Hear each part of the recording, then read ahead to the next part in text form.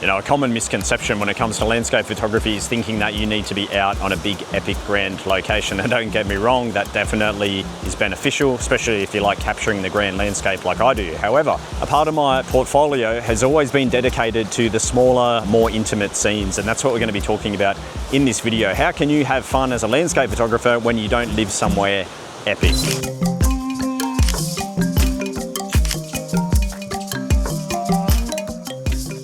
My favourite element to photograph, and that's been pretty much a constant throughout most of my photography, it's water. Now, when it comes to photographing more intimate scenes, water is so fun because it has unlimited possibilities. And what we're going to be looking at today is creating images like this, where we're just really concentrating on flow, on texture, and on light. What lens do you want to use for this type of photography? Definitely a telephoto lens. I've got the 100 to 400 mm on today. You might have a 70 to 200, a 24 to 105 can do the job as well. But definitely the more reach there is, the easier it's going to be to access those little interesting areas of the water. For the lighting, I've picked a day where we have some intermittent cloud, and this way I'm going to be able to shoot with soft diffuse light. It's definitely quite interesting when you can have light reflecting off the trees and bouncing color around, or just getting those different highlights on the water. Definitely try this in the golden hour too, especially if you're on the beach or by a lake. What you want to be looking for when you approach the body of water is any interesting areas where there's patterns, textures, movement. Specifically when it comes to rivers, I'm looking for the white cascades and areas where the cascades are creating a sense of flow and direction. That way the image won't be so static. You can see here, for example, these rocks are very nice, but it's going to be more interesting if we can pick up some of the swirling water. I'm looking down this way at the moment, and I think we might find something down here. I'm going to get the rocks in the frame also, so I'm going to say about 1/20, currently f/16 and ISO 100. And I just love the way that the water is cascading over these rocks. And there's a good contrast of getting the solid rock with the soft water. There's a color contrast of cool and warm, and there's a textural contrast of the soft and the firm there. Just play and have fun. So shoot lots of frames and experiment with the shutter speed. That's one of the big tips. You need to experiment with different shutter speeds. Your focal length, your proximity to the water, the speed of the water, all of them will determine what the texture looks like in conjunction with that shutter speed. So just give it a good mix of speeds. I'm shooting anywhere from 1/20, 110, right down to even 1 second.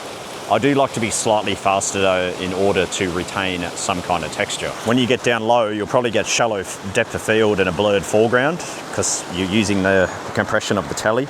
So I prefer to be up and shoot down just so I can get everything in focus. So even though it's an image of soft water texture, I still don't like having much out of focus personally. I still want to actually have it in focus. Sometimes with this slow shutter work, you'll get a frame you really love straight away. Other times, you might shoot 200 frames and not like a single one. Think of it almost as a little bit of meditation. So where I'm shooting is right here, and it doesn't look like much, but through the lens, it's just spectacular. This is what you got to look for. What is the water doing? Where are the little shapes? Now you can hear me shooting off lots of frames, and that's because every single frame is just totally different because the water's changing so quickly. So I've been experimenting with different shutter speeds, different focal lengths, shooting 3, 4, 5 frames, quick look, adjust the shutter speed, shoot a few more, quick look again. Now we're going in on a bit of a chaotic zone to pick up the layering, the repetition, the splashes. And this can be really fun as well. And just like before, definitely want to go in and experiment with those different shutter speeds. It's a whole different ball game now when you're going right in on the cascades. I'm looking for balance in some of these comps where I'm getting either a clearly defined breaking point, which I'm trying to get in the centralized part of the frame, so the eye, you know, we've got something to really fix on.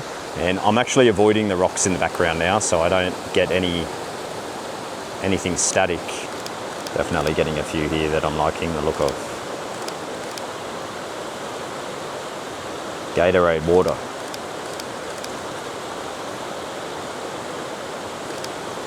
So what about the post-processing? Oh mate, these are so fun and so easy to process because you're working with such a simple color palette and relatively simple range of light. I find most of the time all I'm doing is maybe brightening the exposure, slightly adjusting my color temperature. Maybe I'm cooling things down, maybe I'm warming it up slightly. The color grading is really powerful here as well, particularly if you are shooting in the golden hour. But my key tip when it comes to processing these, because we're shooting on the long lens, you don't often have an indication of where light's coming into the frame, and that's one thing I like to do, have that indication of where light is. It just helps pull the eye to a particular point in the image. So what I might do is often darken the whole image down and then just drop in light selectively. It's just basically dodging and burning. That's all we're doing here. One thing I'm avoiding though is just mainly I'm avoiding having too much of just a flat mid-tone. I do like to have some whites in there and small highlights just so the image doesn't look so flat. So you can either lean into more of a heavy contrast with these or do the opposite and go for a really low contrast scene. I'm probably a sucker for somewhere in between, but every scenario is different. Like I said, can't really go wrong. These are really fun to process. It's just so peaceful being out here. Photography shouldn't be about going to get the shot. Photography should be about having that experience with your subject matter and then that experience potentially being translated through an image. You can just sit here all day and enjoy it, bring a picnic down, make yourself a coffee. It's very subjective. I've got to say, these images work really good as prints, as wall art, because they're somewhat open to interpretation, and you can select a color palette that is very simplified and works well with the interior design. All right, time to head off. Thanks for watching this video, guys. Really appreciate your support. Hope to see you in a new video soon.